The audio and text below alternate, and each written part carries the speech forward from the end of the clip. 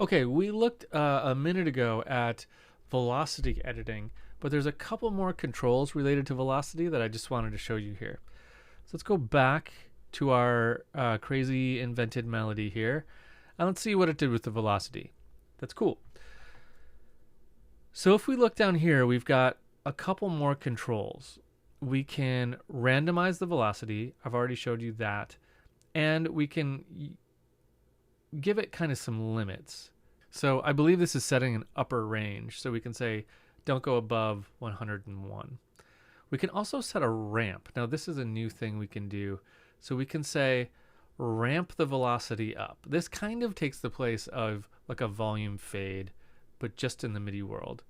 So we could say, you know, start at 1 and go up to 64. So if I did like select all, and then I said start at 17 and go up to 107, this is going to kind of ramp them up. This is a little easier than just drawing the velocity.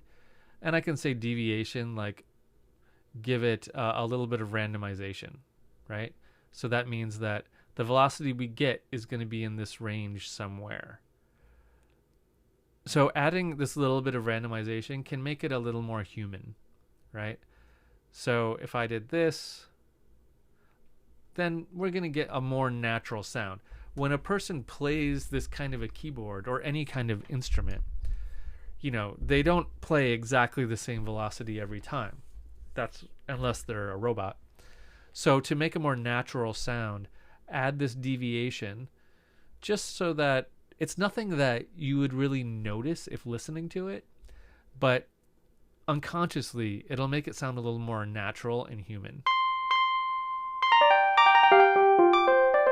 while they're playing inhumanly fast. But if they were playing something more natural and human, adding this would give it a little more control over that.